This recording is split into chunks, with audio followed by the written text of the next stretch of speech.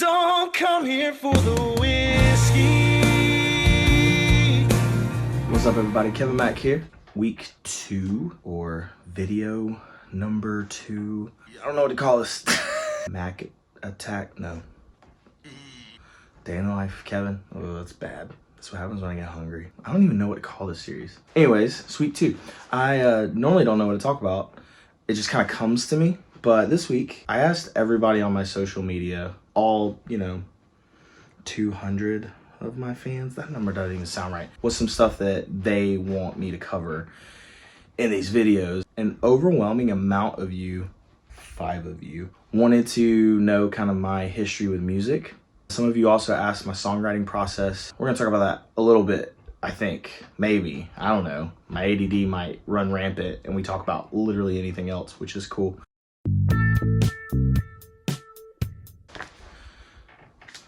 Music, journey, song, got it. I have always sang in church and around my family.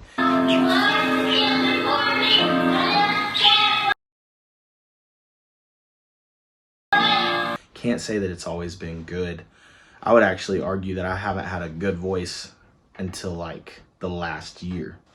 Fast forward a bunch of, years, and I became a teenager. Pretty much how this story goes. Was at a friend's house and picked up her dad's guitar, and I picked it up pretty quickly as far as being able to pick out a melody and things like that. And so he sent it home with me, told me I could have it. After, spending that summer going through Books A Million and grabbing every little instructional book I could get on how to play guitar, by the end of the summer I could play Mary Had a Little Lamb.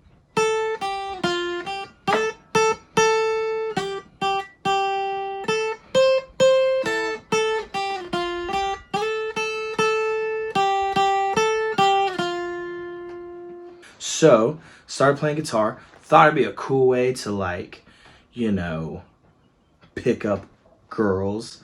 Turns out you actually have to be good to pick up girls with guitar. Otherwise, you're that weird dude that's constantly carrying the guitar around. In high school, met a group of guys that were better than me and tried to learn everything I could from them. My friend Derek is probably watching this. He was part of a group of people that I would literally play a song and then they'd be like, play Chevelle, play Korn, play Slipknot. They made me feel delightful.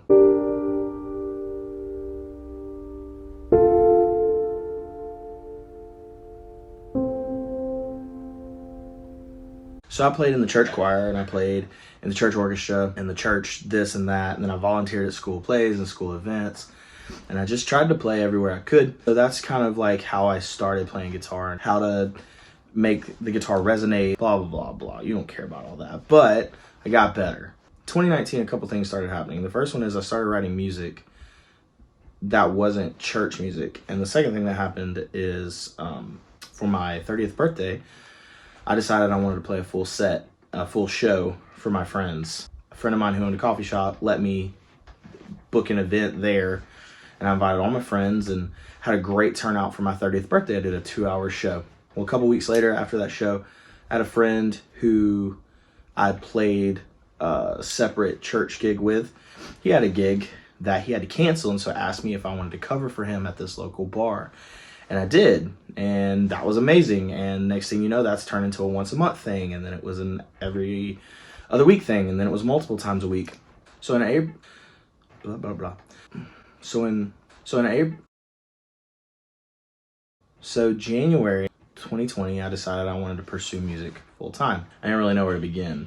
I knew I wanted to be a songwriter. I didn't know much beyond that other than playing these few gigs here and there. A friend of mine named Kendall Levesque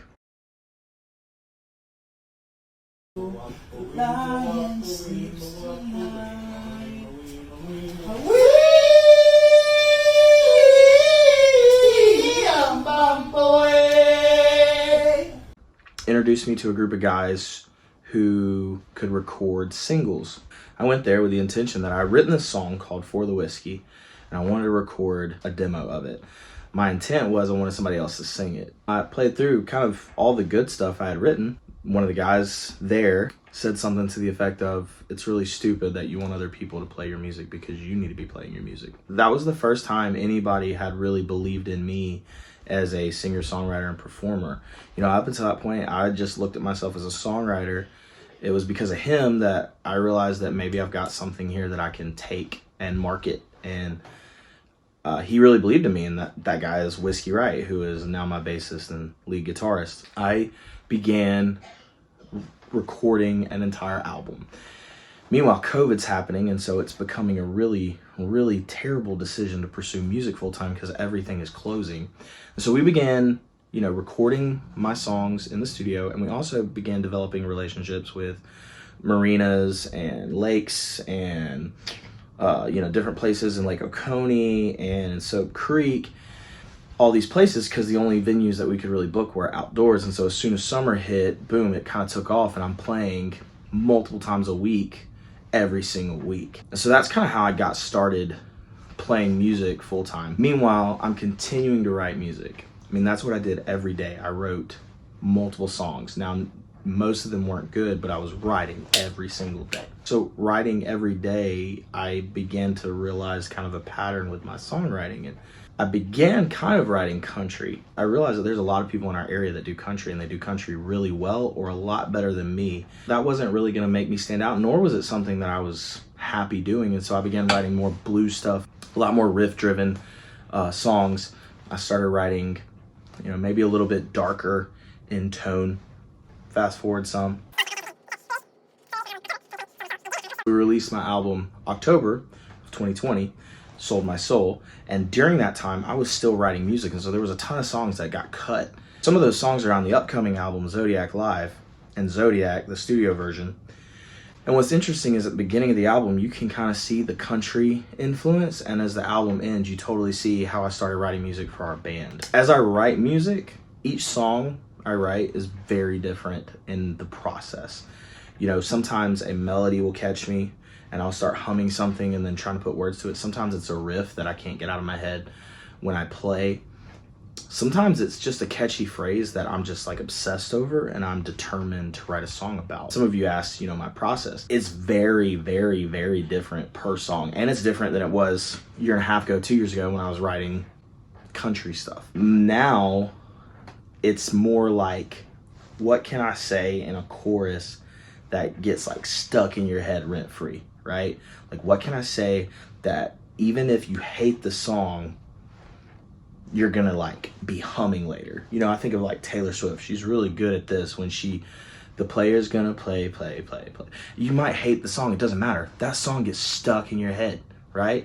And so that's kind of how I think about choruses, and what I want to say is like, it's not just like, what can I say that sums up the song, but what can I say in a way that is going to hook you. I don't even try to complete one song a day. That's not my goal. My goal is to write out multiple thoughts and be able to revisit those later down the road as something hits me. As I write now, I don't write a complete song in a day. Now, sometimes that does happen, but really what's happening is I'm compiling thoughts kind of as a chaotic ADD journal into possibly some ideas for a song down the road. Sometimes I'll write a song in a way that's maybe too soft, and then I'll pick up a riff or rhythm, or just even a kind of beat to the song, and it completely changes the tone and the feel of the song. So then I have to rewrite it, because what started as maybe a sweet love song has now become like a rowdy sex song. And so that's how I write, is I'm open to whatever the song is going to call for. I'm open to changing things completely. And that's why I work so well with Whiskey, is that when we were in the studio, they would throw ideas out and I would just kind of go with it, because I wanted my music to be the best it could be, and I wanted the songs to be the best they could be. That's kind of my process. Occasionally it's been an inside joke that needs to get turned into a song, just because somebody will challenge me. One of my favorite things that I wrote so far that's on the old album is Voodoo, because that was my challenge of writing a song that it's almost like when you're in love with somebody, it's almost a bad thing, because like you're obsessed with that person. It's almost like black magic's been cast on you. So I was like, for like a few days I had this riff of dun dun dun dun da da da dun dun dun dun da da da da. And what's funny is there's so many songs that are written that way. It's crazy. Like, I gotta be careful with how I write music, because if I'm not careful, all my music will sound the same. I got that chord progression stuck in my head. Then I got like this like idea of like black magic, and I was listening to Carlos Santana a lot, and so I was like, oh, black magic woman, oh, you voodoo woman, right? And so then it was like, you got that voodoo, ba-da-da-da-da-da, yeah, you cast a spell, da-da-da. And so that's how, like, every day, like, I just added words to it until it sounded like a cohesive thought. So as you can see, like, each song has a different vibe, different thought, different feeling going into it. A lot of you guys on my social media suggested that as I go through each video each week, maybe going over a song on the album, whether it's the old album Sold My Soul or the new one coming out, kind of dissect what I was feeling when I wrote each song, or how I wrote the song and what the process was. And so I thought that was a really great idea. So as we release content for Zodiac Live, as we release the live videos, when I release those, I'm going to release a companion video that discusses exactly that, you know, song structure, how I wrote it, you know, if it started out totally differently than how it ended, that kind of thing. And so I'm really excited about that. I think that was a great idea. And so that's what we're doing this week for the Whiskey. As we go through some of these songs, you're going to see that I don't have to have experienced the situations that I'm writing about. For instance, Sold My Soul, I have not sold my soul. That's a song I wrote about the music industry. I was joking around one day with a friend, and I said I'd sell out in a heartbeat to make it financially in the music industry. I would write kitty litter commercial songs if it paid the bills and allowed me to write full time. And it's kind of like this joke, this conversation about like selling out, selling your soul. And I didn't actually sell my soul to some dude in a, you know, tailored black suit in order to like get this music career. So I don't have to have experienced what I write about. Just like For the Whiskey, that song's about a guy that has his heart broken, and him and his ex used to have this spot, like their Cheers, right? Like it's their spot. And they break up, and he keeps going back to the spot to remember all the good times he had. And one day she shows up with her new man in their spot. I've never experienced that, but I have experienced heartache. I have experienced jealousy and, you know, regret and, you know, feelings of like what could be and what if. As we go over each song, I'm not necessarily saying I have felt this exact situation. I'm saying I have felt these emotions before. And a lot of times I find that I can get myself in the emotional state to write something sad, to write something exciting, to write something sexy. That's, I think, the one thing that I have to contribute to music and songwriting. When you listen to my music, even if you don't like it, even if it doesn't resonate with you, I think you can feel exactly what I was feeling as I wrote each thing. With that being said, let's go ahead and launch into For the Whiskey. It started out, that was what I had, is I don't come here for the whiskey. That was the first kind of line I wrote. I don't come here for the whiskey, there's plenty on my shelf. And then I was like, shelf, what rhymes with shelf? Self, something, something by myself. I do just fine all by myself. And I don't come here for I was like, what else can I say? I don't come here for the beer. I don't come here for the comfortable booths. I don't come here for karaoke. I don't come here for the party.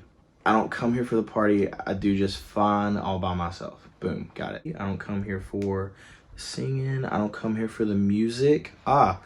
My old guitar will do. And it stayed as my old guitar for forever. I didn't rewrite that lyric until the week we were recording in the studio. So I don't come here for the music. My old 6-string will do. I come here for the memories of being with you. I'm saying all these things that I don't come here for. I don't come here for this because of this. I literally just come here for my memories, for remembering the good times. When I started writing that, I actually had a great conversation with a friend of mine by the name of Josh Wade. And Josh Wade had just taken a songwriting course. And he's like, look, when you write a song, you need to like hit them with like, this is the theme of the song, or like, this is the idea, this is what's happening. Okay, so like for me, it was somebody is invading my personal space that used to be like this Cheers like environment. So it was like, okay, first verse needs to be like, I am running into this person. Then the chorus is I'm explaining what's going on to this person. And then verse 2 needs to be I'm telling this person goodbye, or I'm saying get out of my bar, or I'm saying can I have you back, whatever you want to say. And then like the bridge needs to be like I'll be okay. So like I'm heartbroken, here's why. I'll be okay, and here's why. And so like that kind of stuck in my head. So as I'm writing for the Whiskey, it's one of the first songs I really like thought about composition with. I was like, yeah, verse 1 is I'm running into this person, I'm gonna sing to this person. And then it was like, okay, well, like, what do I want to say in verse 2? I'm like, because I don't want to come across as snarky or like as like a middle finger to this person, because obviously like we had memories. So like what can I say to this person? And it was tell them you're happy for them, but ask them to politely leave. And so that was kind of the concept. And that's how I wrote the song of like, I want to tell this story. And I think that's what's always compelled me about songwriting is you can tell a story or convey an image or relay an emotion to somebody through storytelling, through music. When we shot the music video, we wanted to do it at a bar. When we shot it at this place called Second City Distillery or Brewery in Augusta, Georgia. And we shot it at the bar, and in the back room there's these huge like brewing copper like brass or I don't know, stills. That can't be the right word. So we're like shooting in front of like literal like whiskey barrels and stuff like that, and it's really cool. And so the idea I had was that we would shoot the literal story for the Whiskey of this woman I used to be in a relationship with, bringing in her new man into the bar, into the atmosphere. The music video is super low budget. I'm really proud of what we were able to accomplish with what we had and what we were using that day. And then at the end of the music video, we start showing all those memories that I'm talking about, us being together. Because the bridge is, we used to come here for the music, and we drank to love and health. We were the life of every party. You'd never see us by ourselves. We used to come and make sweet music. We danced a time or two, but now it's only memories of you. The bridge of that song kind of goes through every memory that we had, and it ends with her drinking alone at the bar. And I think it was a beautiful like story, if I do say so myself. That song spurred me to write more music and to write good music that maybe connects with people. And I still, people that have been following me since day one, they'll still request for the Whiskey. I have a friend who, when he went through a breakup, that was his breakup song. There's a point in the song where I say, "'Cause unless you're mine again, I don't want to be your friend, and this bar is all I got." And I was doing a show, and I had never experienced this with this song. Like, this song is a sweet, sad remembrance ballad of a relationship. I never thought of it as like a song. I'm doing this, and I actually have the band there, and it's a really cool environment. But when my friend, he's sitting like front row, right? And it gets to that point, dude. He stands up, shoots a middle finger to whoever this girl is, and he's like screams, "I don't want to be your friend." I didn't write that song as a middle finger to anybody. I wrote that song as like a please just let me be, leave me my thoughts, right? And that song took on a whole nother meaning for me, in that like I can write music and I can sit here all day and say this is about this, and this. But the truth is, however people interpret it, that's up to them. And so then that made me want to write songs that were even more ambiguous, so that people could insert their own messages and own thoughts into the song. And there's some songs that are pretty straightforward, and then there are songs that kind of leave it open to interpretation. I'm starting to experience that not everybody is going to like what I'm doing, and that's okay. There are going to be songs that I write that are personal, they're for me, they're for really no one else. I'm sharing it with somebody in hopes that they kind of connect with it. But if they don't, like if like 1 in 100 connect with it, like that's okay. Because, you know, I stand by everything I write, and I mean the words that I'm saying as I say them. And there's some people that don't agree. There's a song on this upcoming album called "F You, I Made It." And the song is a big middle finger to people that have doubted me, bullied me. And even like my own depression, my own self-destructive, intrusive thoughts that try to hold me down. I survived those things and I'm thriving now. I had somebody ask me like, why couldn't you just say like, forget you, I made it, or why you? It's because that word is powerful and no other word really meant the same thing. And so like I stand by everything I write, but I'm realizing that there's going to be some people that they like certain songs more. There's some people that miss the country stuff, and that's okay. And there's some people that love the more rock and roll stuff that we do, or maybe even they hate it, and that's okay too, because I think if I were to write music that tried to appeal to everybody, I would appeal to nobody. And so those few connections that I have where somebody like hears my song and they're like, yeah, unless you're mine again, I don't want to be your friend. That's really like, even though that's not the intent of the song, like that's cool. Like that song got them through a breakup, you know? That's kind of my passion with songwriting. That's why I continue to do it. It's, you know, performing is how I pay the bills, but like songwriting is my outlet, and it's the way in which I relate to the world around me, and I can't help but do it. I think Taylor Swift, I think she gets a lot of flack because she writes about relationships that she's been in. But you know what? Like totally, I'm going to be that person one day that everybody's like, I'll have a friend be like, oh, you wrote that day that you were pissed off at me, didn't you? And I'm like, absolutely I did, because like you were kind of a douchebag. You know, I understand writing stuff in the moment to like get the best emotions out of it. I want to inspire people, challenge people, and I'm going to continue writing songs. I hope that you guys have enjoyed this video. We still got a couple more left coming. We're hoping to get a couple singles out to you before the new year to kind of give you a taste of what's coming up in February. So I hope you guys will stay tuned. I hope you guys continue to follow me, continue to show me your support, show me your love. Thank you guys so much. Continue showing up at shows and having reactions that I'm just not prepared for. That's amazing. That's great. You guys are great. I love you. Y'all have a good one. And I don't come here for the party.